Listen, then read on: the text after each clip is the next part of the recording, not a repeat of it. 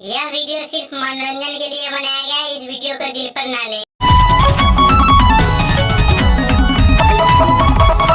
गाना शुरू होने से पहले चुत्तरे दिखाओ, चुत्तरे हिलाकर दिखाओ। चुत्तरे हिलाना तो उसको डांस कहते हैं। डांस मतलब क्या? चुत्तर हिलाकर दिखाना। उसी को तो बोलते हैं हमारे इंडिया में डांस।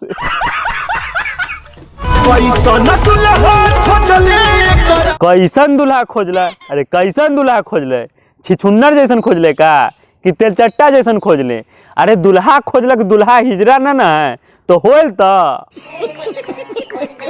निसवा में मातल रहे घर जब आवेला।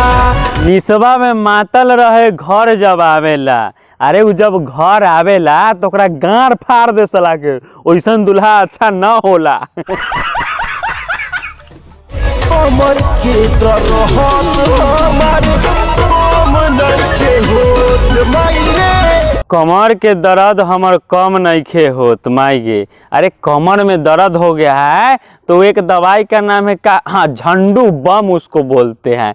झंडू बम लगाओ, एकदम कमर के दर्द ठीक हो जाएगा। हम डॉक्टर नहीं है तो क्या हुआ, लेकिन झंडू बम के बारे में हम अच्छा से जानते हैं यार।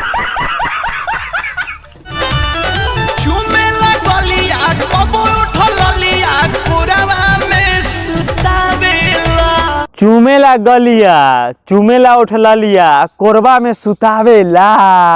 एगो बात कहे, उसला मौगा हौ का रे? छुअते ही तोहरा रोआ रोआ गनगनाला।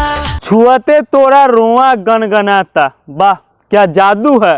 कैसा जादू होता है जो छुअते रोआ गनगना जाता है। वाह भोसड़ी के वाह।